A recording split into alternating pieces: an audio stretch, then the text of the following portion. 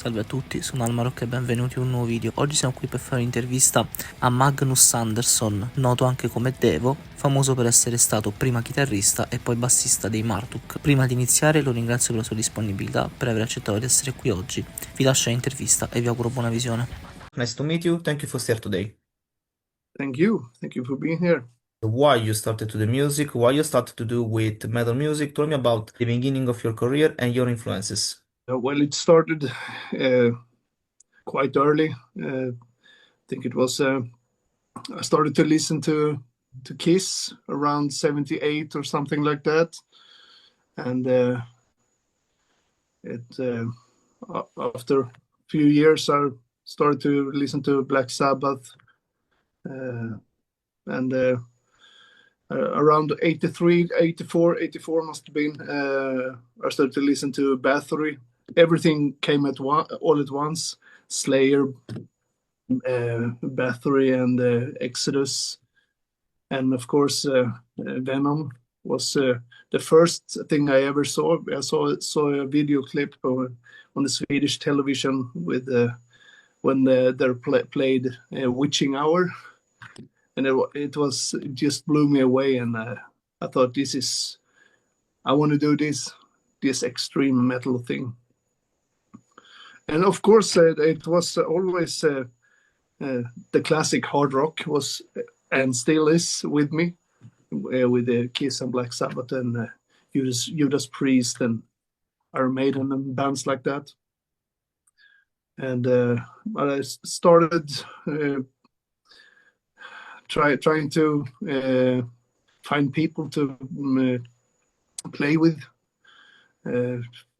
to start to play extreme music, and it wasn't that easy at that time. So it was in the late 80s, or 88, 89, where I could find people to play with. I think that's how it started. First bands I played with was where we rehearsed. It was Allegiance. I did the vocals for them. We did, I think, 3 demos or 4 demos or something like that. And I just did the vocals, and then later I played guitar and sang actually, and later just played guitars. It wasn't that many years, and later I joined Cardinal Sin. I got asked for John from Dissection. He was fired from Dissection, so I wanted me to, and Jocke, to start a band, Cardinal Sin, and that was in '96. So we recorded that album 30 years ago, and it's available again now with 3 extra songs. Let's talk about your complete story with Marduk from the beginning and today. I joined the Marduk in '92. I played guitar on the first and second album, so Dark Endless and Those Day and Light.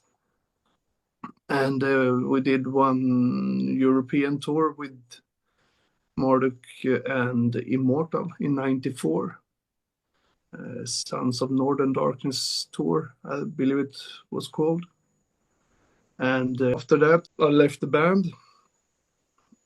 And it's so a long time ago, so I really don't know the reason. But after that, I was away from Marduk for 10 years. So in between that, I did, as I told you, I released my first album with Overflash called Threshold to Reality.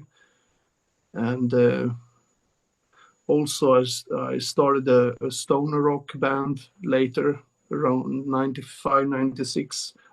A lot of things happened during those years.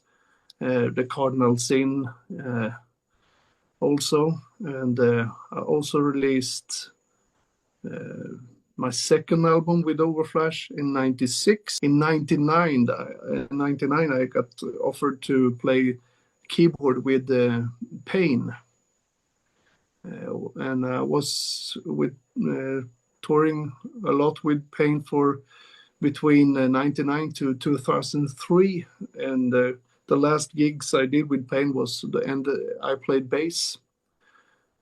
And in 2004, Morgan asked me again to join Marduk as a bass player.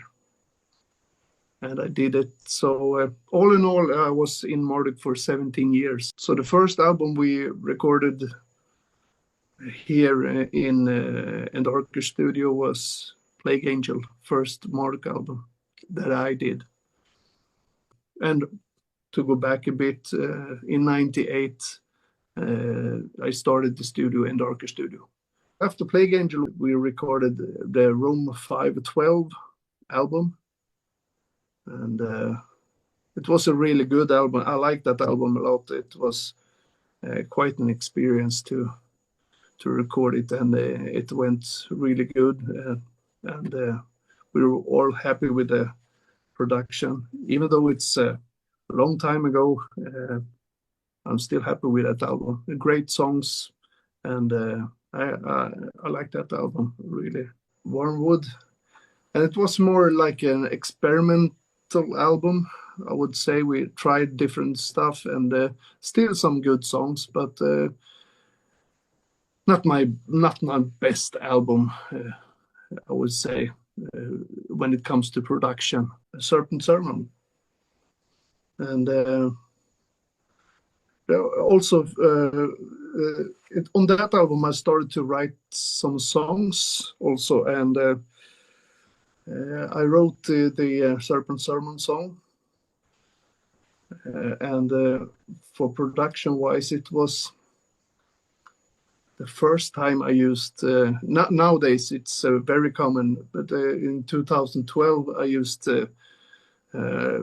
guitar plugins for emulate guitar amps, and today it's more or less standard to do that, but this was the first time I tried it, and I think it went okay. I did the totally opposite when it comes to Frontschwein album. Everything on that album is going through a microphone, so to speak. The real guitar amps, there's no triggers or anything. Everything is, how do you say, going through a microphone to get it as natural as possible. Old school stuff, if you prefer. And also the album, next album after that, what I recorded was the Victoria album, and actually that's one of my favorite albums. Me and Fredrik, we worked a lot with that album. The drummer Fredrik, at that time we tried to same thing here. We wanted to have it more natural, but the only thing that's different with Victoria from Frontschwein is we use the triggers for the kick drums, because it's much easier to use that and easier to mix and get the right sound, to get the right sample if you want. And also we didn't have the resonance heads under the toms, because we wanted it to be more like a 70s drum sound, like Peter Criss, Kiss, and also what I had in mind when I started to mix that album was actually the Judas Priest album, Sin After Sin. I don't know why, I just wanted to have a more dry production, because if you listen to a Victoria album, it's quite dry. It's not wet and reverb and stuff. It's more in your face songs, and it's very simple record. Even though we put some really effort to record the drums, and it's really simple when it comes to guitar. It's only 2 guitars, left, right, and some leads in the middle, and maybe some delay. Also, the vocals are very simple recording, and Mortis always used a handheld microphone. like a Sennheiser microphone, or even earlier Shure SM58 in the studio, and it's not easy to record, but it gets his sound. He wants to have the right feeling when he record the songs, and it's understandable. Then I left the band in 2019. And why did I do that? Yeah, I wanted to spend more time in the studio. And I was a bit tired of touring, actually.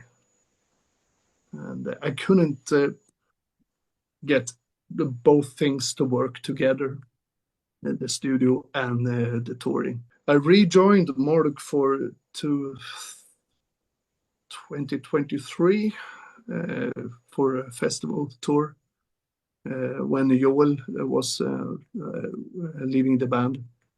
So I did 15 shows with them in 2023. And when I did that, I knew this to play on stage. It's really good to do it, but everything around it when it comes to touring, it's no, I don't want to do it. So sitting here and work with bands, it's what I want to do. And now let's talk about your actually music projects. So Overflash is a one-man project. So it's and that's the problem, because I only did 2 albums. And now it's 30 years ago I released the second album. And the problem is when you're alone, you need someone to push you, do some songs, release something, and that's my main problem now. And also when it's been 30 years ago since I released the second album, it's how does it? What kind of music, what kind of style am I choosing? So I'm going to choose. It's a bit hard. And Overflash, it's my project. Sorry to say, but it should be more songs, of course, more releases, because I want that, because I have ideas, but also I don't have the time because I'm working with other bands, and that's fine by me. And but maybe someday I'll release something new, something special, I hope. In Allegiance, you work with two other historical Marduk members, Fredrik Andersson and Bewar. But Yeah, where are they now? You have any contact with them? So they are dispersed from the scene. I had some contacts. We did a show with I think it was in 30th anniversary of the Those Are the Unlight album. We did a show here in Norrköping, and we asked him, Bewar, to join us on the gig, but he couldn't do it, and that was a couple of years ago. So I haven't heard anything after that, and I don't think he doesn't do anything musically. And the same with Fredrik. He hasn't touched his drums since he left the band in 2002, if I'm correct. That's correct. So I haven't.